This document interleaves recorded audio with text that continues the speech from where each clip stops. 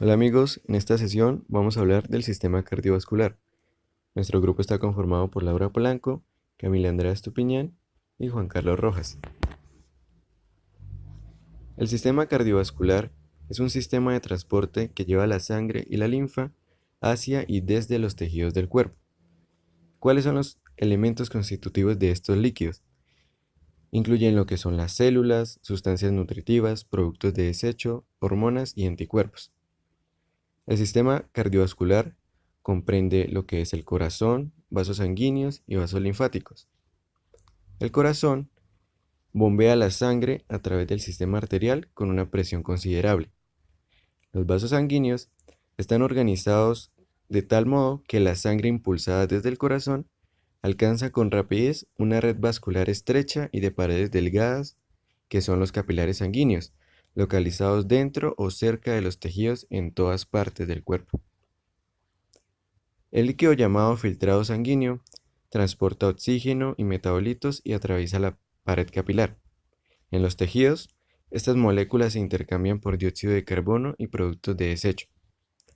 La mayor parte de este líquido vuelve a la sangre y el líquido restante entra en los capilares linfáticos, en forma de linfa y finalmente regresa a la sangre a través de un sistema de vasos linfáticos, lecho microcirculatorio o microvascular.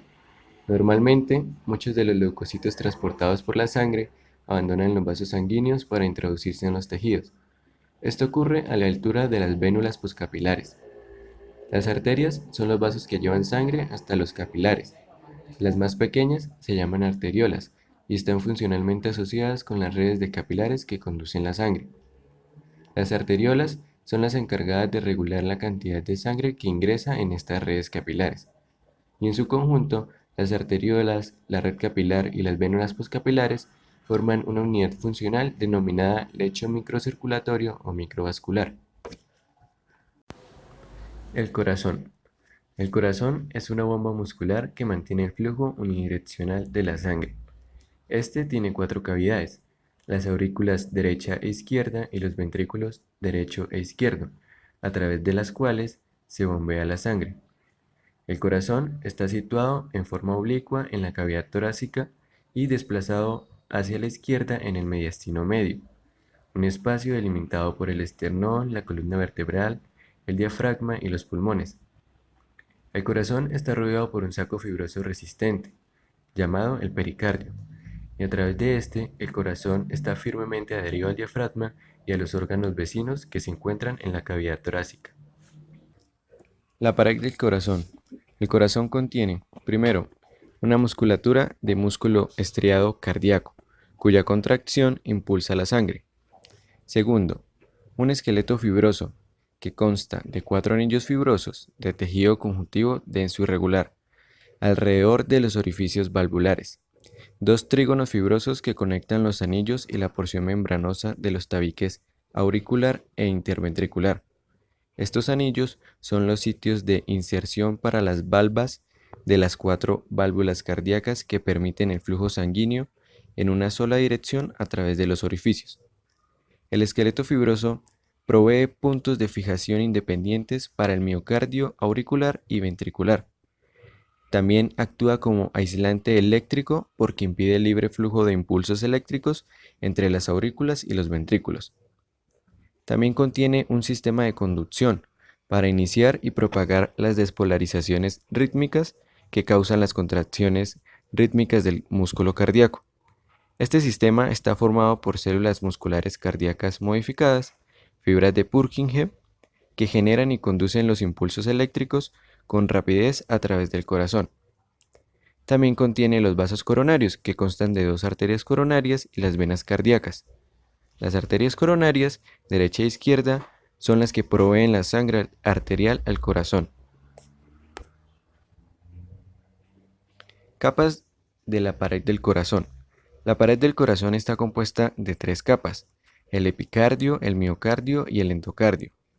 El epicardio, que es también conocido como capa visceral de la serosa pericárdica, se adhiere a la superficie externa del corazón. Se compone de una sola capa de células mesoteliales, así como de tejido conjuntivo y adiposo subyacente. Hay que tener en cuenta que los vasos sanguíneos y los nervios que irrigan e inervan el corazón transcurren en el epicardio y están rodeados por tejido adiposo que protege el corazón en la cavidad pericárdica. El epicardio se refleja a la altura de los grandes vasos que llegan y abandonan el corazón, como la capa parietal de la serosa pericárdica, que es la que tapiza la superficie interna del pericardio que rodea el corazón y las raíces de los grandes vasos. Entre la hoja visceral y parietal de la pericárdica se encuentra el líquido seroso y este espacio se conoce como cavidad pericárdica, que es la cavidad que encontramos aquí. El miocardio. El miocardio está formado por músculo cardíaco. El miocardio de las aurículas es sustancialmente más delgado que el de los ventrículos, debido a que las aurículas reciben la sangre desde las venas grandes y la entregan a los ventrículos, un proceso que requiere una presión relativamente baja. En cambio, el miocardio de los ventrículos es más grueso debido a la mayor presión necesaria para bombear la sangre. El endocardio, que consiste de una capa interna de endotelio y tejido conjuntivo subendotelial, y una capa media de tejido conjuntivo y células de músculo liso, y una capa más profunda de tejido conjuntivo que también se llama capa subendocárdica. En esta capa se encuentra el sistema de conducción del corazón. El tabique interventricular es la pared que separa los ventrículos derecho e izquierdo. Ambas superficies del tabique están tapizadas por endocardio. El tabique interauricular es mucho más delgado que el anterior. Posee una capa central de músculo cardíaco y un revestimiento de endocardio frente a cada cavidad atrial. Aquí tenemos la vista histológica de las capas del corazón. El epicardio. En esta fotomicrografía, la capa continua de epicardio es una densa lámina de tejido fibrocolágeno que también contiene fibras elásticas.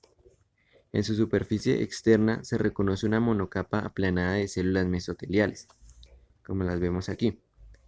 Esta microfotografía muestra una zona en la que el epicardio alberga una gran rama de la arteria coronaria, con una rama de menor calibre, como lo observamos aquí, que penetra en el miocardio. Observamos que en las regiones que albergan ramas de arterias existe una capa de tejido adiposo de grosor variable. El miocardio. En un corte longitudinal como el que observamos aquí, las fibras musculares cardíacas forman una red interconectada, estando unidas entre sí mediante discos intercalares. El endocardio muestra una capa superficial de células endoteliales aplanadas. Este está continuo o reposa sobre una capa de tejido fibroso en la que se muestra una cantidad variable de tejido elástico. Esta capa está continua con las fibras de colágeno que rodean las células musculares cardíacas adyacentes, como las podemos observar, y también las células musculares cardíacas modificadas o fibras de Purkinje. El endocardio que se muestra corresponde a la pared del ventrículo izquierdo. Válvulas cardíacas. Las válvulas cardíacas son estructuras compuestas de tejido conjuntivo revestido por endocardio. Las válvulas cardíacas están fijadas al complejo del esqueleto fibroso de tejido conjuntivo denso no modelado que forma los anillos fibrosos y rodea los orificios que contienen las válvulas. Las valvas de la válvula son normalmente avasculares y los pequeños vasos sanguíneos y el músculo liso se pueden encontrar solo en la base de la valva. Cada válvula se compone de 3 capas. La primera de ellas es la fibrosa, que forma el centro de la valva y contiene extensiones fibrosas del tejido conjuntivo denso no modelado de los anillos del esqueleto cardíaco. La segunda es la esponjosa, que está formada por el tejido conjuntivo laxo situado en el lado auricular o vascular de cada valva.